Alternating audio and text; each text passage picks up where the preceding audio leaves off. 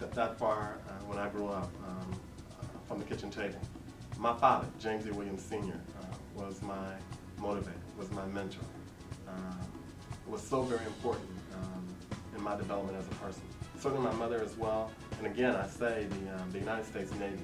I had a great time developing and becoming a man through that process of being an aviator in the United States Navy. My parents and my son have motivated me to this point. My parents laid a good foundation for me, always encouraging me to be cultured, to be well-read, and my son motivates me to keep going, to keep striving, to keep achieving, and to lay a good foundation for him. The motivation for me in my life has always been my mother.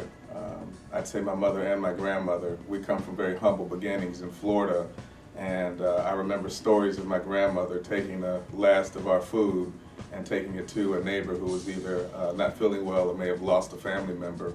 So the traditions of our family have been steeped in community service, and I watched my mother start with an idea in the basement of a duplex apartment complex to serve underserved populations in health.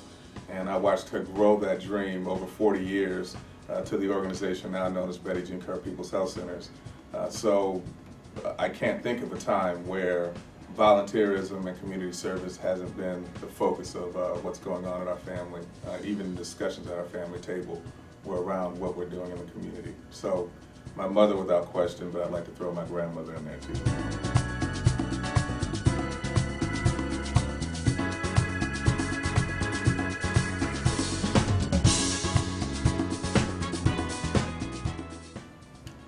You know, I am focused on community service and not only recognizing the gaps in service for underserved communities, especially urban communities, but doing what I can to help fill those gaps. My particular focus has been in healthcare itself, but not just healthcare practice in exam rooms. I feel that we have to, if we want to heal a community, we have to nurture the soul. We have to speak to the soul, we have to speak to the spirit, as well as speaking to the physical and mental health.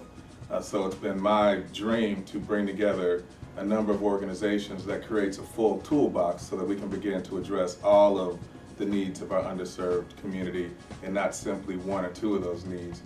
Ultimately, I'd like to be one in a course that gives voice to those who suffer most in our community, and those are individuals who are economically challenged with behavioral health issues and physical health issues. So if I can build an apparatus that supports that and helps bring those individuals to their fullest potential, then I feel I will have done my work and the work I'm called to do. My vision for the future primarily concerns my family. My lovely wife, Janet, my son, Trey, and my daughter, Casey. And certainly developing and creating memories with them is most important to me.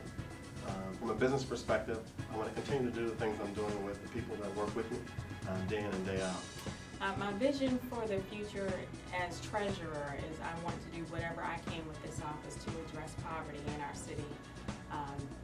St. Louis is third on the list of cities that have African Americans that are unbanked.